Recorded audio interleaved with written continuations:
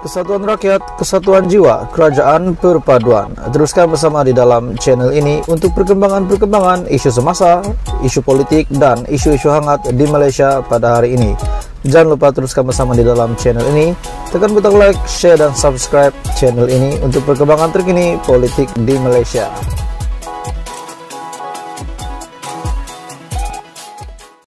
Hai semua, salam sejahtera Malaysia. Selamat datang ke channel Fels Lifestyle. Oke, baik tuan-tuan dan mama semua. Satu tajuk berita yang saya nak komen. Setelah Hamzah Zainuddin, Ketua Pembangkang hari ini di Malaysia, akhirnya membuat kenyataan paling mengejutkan. Perikatan Nasional terbuka kerjasama mana-mana parti termasuk Barisan Nasional, kata Hamzah Zainuddin. Saya berpikir tuan-tuan dan puan semua, sebelum ini Perikatan Nasional yang ego semasa PRU15 bahkan tidak menerima cadangan daripada yang di Pertuan Agong. Tetapi tiba-tiba selepas PRU15, setelah tidak berjaya membentuk kerajaan, Hamzah Zainuddin timbul dengan satu kenyataan, tampil dengan satu kenyataan, di mana Perikatan Nasional terbuka kerjasama mana-mana parti, termasuklah Barisan Nasional. Dan Barisan Nasional hari ini adalah bersama-sama dengan Kerajaan Perpaduan di bawah pimpinan Pengurusi Pakatan Harapan Datuk Seri Anwar Ibrahim. Sebelum saya teruskan, jangan lupa tekan butang like, share video ini kepada seluruh Malaysia supaya mereka juga tahu isu hangat ini. Dan jangan lupa tekan butang subscribe. Tuan-tuan dan puan semua, adakah Anda setuju dengan kenyataan daripada Hamzah Zainuddin? Dan kenyataan ini tertuju untuk apa? Untuk politika, untuk pilihan raya negeri kah, ataupun apa sebenarnya? PN dengan pendirian mereka terbuka untuk menjalin kerjasama dengan mana-mana gabungan parti politik pada masa depan, termasuklah BN. Adakah Hamzah Zainuddin jatuh cinta dengan Zahid Hamidi, ataupun jatuh cinta dengan Barisan Nasional, ataupun Zahid Hamidi U-turn Perikatan Nasional kerana membuat kenyataan begini? Apa komen Anda? Anda boleh komen di bawah. Setiausaha Agung Perikatan Nasional, Datuk Seri Hamzah Zainuddin, bagaimanapun enggan merujuk cadangan kerjasama itu sebagai MN ataupun muafakat nasional, dan menegaskan ia boleh direalisasikan jika semua pemimpin bersetuju dengan satu matlamat yang sama. Persoalannya tuan-tuan dan puan semua, adakah Muhyiddin Yassin pun akan berkata sedemikian? Di mana PN terbuka untuk kerjasama dengan mana-mana parti, termasuk BN. Adakah Muhyiddin Yassin, Hadi Awang, Azmin Ali akan bersetuju dengan kenyataan Hamzah ini? Kerjasama ini menurutnya perlu menjadi satu dasar yang dipersetujui semua pemimpin parti, termasuklah Bersatu, PAS, dan UMNO. Jika semua percaya dengan satu matlamat yang sama, maka tidak masalah untuk mewujudkan kerjasama ini. Dan persoalan yang seterusnya, adakah UMNO pun akan bersetuju? Adakah BN pun akan bersetuju untuk kerjasama dengan Perikatan Nasional? Yang dimana kini Presiden UMNO adalah timbalan Perdana Menteri di dalam Kerajaan Perpaduan hari ini. Persoalannya tuan-tuan dan puan semua, adakah ini berhubung kait dengan spekulasi yang dibuat oleh Syabuddin.com, di mana Hishamuddin akan bertanding jawatan Presiden UMNO, dan setelah beliau menang akan membawa satu blok UMNO keluar.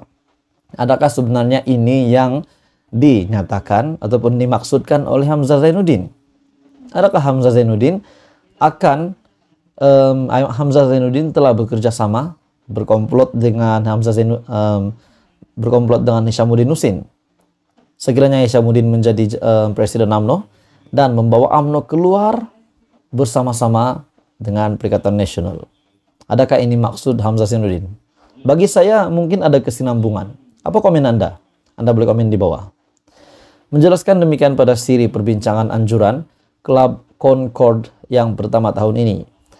Beliau juga ditanya mengenai kemungkinan PN boleh kembali berkuasa menerusi kerjasama baru, dan menjawab pintu sentiasa terbuka. Itulah pula jawaban Hamzah Zainuddin. Seperti yang kita tahu, PN ataupun pengurusi Perikatan Nasional sendiri telah menegaskan bahwa parti gabungan itu tidak akan pernah bekerja sama dengan Pakatan Harapan. Tetapi hari ini BN bersama-sama dengan Pakatan Harapan. Tetapi Hamzah Zainuddin pula menyatakan bahwa mereka mempunyai kesediaan untuk bekerja sama dengan mana-mana gabungan partai politik, termasuklah BN UMNO. Pelik juga tuan-tuan dan puan-puan semua.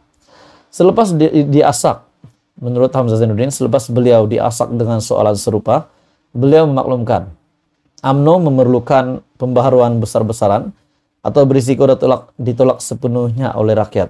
Adakah kita lihat hari ini UMNO ditolak, sedangkan timbalan Perdana Menteri adalah daripada UMNO sendiri, yaitu Zaid Hamidi.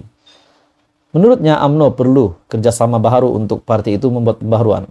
Seperti apa yang dinyatakan oleh Nick Abduh juga, beliau juga kata bahwa UMNO perlu bersama dengan PAS untuk selamat. Tapi adakah hari ini kita lihat UMNO hanyut? Adakah hari ini kita lihat UMNO tenggelam? Coba kita pikirkan tuan-tuan dan puan semua. Jadi kenyataan daripada Hamzah, Perikatan Nasional terbuka kerjasama mana-mana parti, termasuklah BN, kata Hamzah.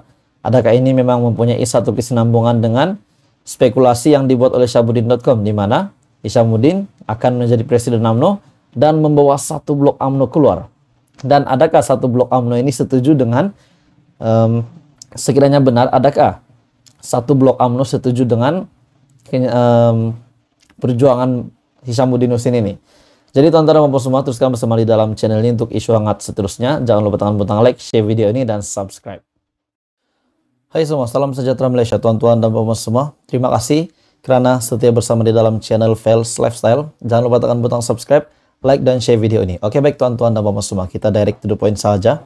Ada satu keputusan mahkamah yang mengejutkan saya, dan saya benar-benar ingin kongsikan perkara ini, isu hangat ini, kepada Anda semua yang menonton video hari ini, terutamanya kepada penyokong Datuk Seri Anwar Ibrahim dan juga kepada yang bukan menyokong Datuk Seri Anwar Ibrahim. Sebenarnya kita semua perlu tahu kebenaran yang berlaku. Jadi keputusan mahkamah hari ini saya pasti mengejutkan semua orang.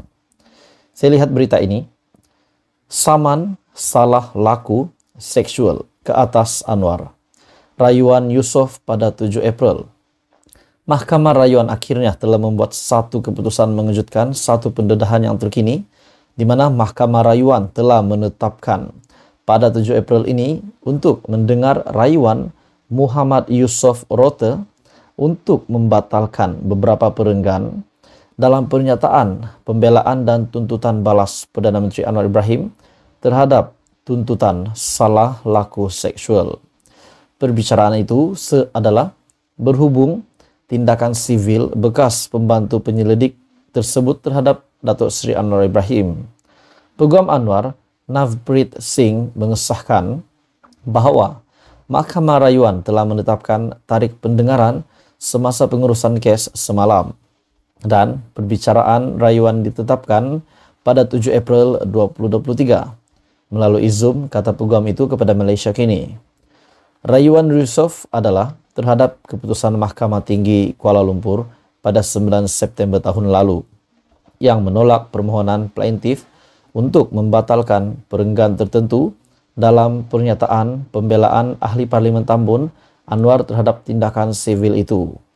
Dalam kenyataan pembelaan Presiden PKR, Anwar menolak dakwaan salah laku seksual tersebut sebagai palsu dan rekaan. Oke, baik tuan-tuan dan puan semua, sebelum saya meneruskan, adakah Anda setuju dengan kenyataan ini atau tidak? Sekiranya Anda setuju, Anda boleh komen di bawah. Sekiranya tidak, Anda juga boleh komen, dipersilakan. Yusof akhirnya telah memfailkan notis rayuan itu berikutan, tidak berpuas hati dengan keputusan Pesuruh Jaya Kehakiman Dr. John Lee Ken Ho alias Muhammad Johan Lee yang juga menolak permohonannya pada 9 September lepas. Permohonan itu adalah berhubung saman yang dikemukakan kepada Yusof pada 14 Julai 2021 mengenai dakwaan berlaku serangan seksual terhadapnya di kediaman ahli politik tersebut 4 tahun yang lepas. Anwar selaku defendant kemudian memfailkan saman balas terhadap saman yang dikemukakan Yusof. Dalam pernyataan tuntutannya, Yusof mendakwa serangan seksual itu berlaku pada 2 Oktober 2018 di kediaman Anwar di Segambut apabila dia diminta oleh setiausaha sulit Anwar, yaitu Syukri Saad, untuk menyerahkan sendiri teks ucapan sempena sambutan ulang tahun ke-150 Mahatma Gandhi, anjuran pejabat Pesuruhjaya Tinggi India kepada defendant Yusuf yang meletak jabatan pada 2019 berkata, satu laporan polis telah dibuat terhadap Anwar pada 7 Desember 2019. Jabatan Pegawai Negara kemudian mengeluarkan kenyataan bahwa tidak bukti yang mencukupi untuk mendakwa Datuk Seri Anwar. Adakah ini mungkin salah satu cara untuk memerangkap Anwar atau bagaimana komen Anda? Plaintiff mendakwa akibat kejadian itu, dia dituduh berkomplot untuk menjatuh dan merosakkan karier politik defendant selain memberi impak kepada kesehatan mentalnya kerana mendapat kritikan daripada pemimpin yang menyokong Anwar serta orang awam.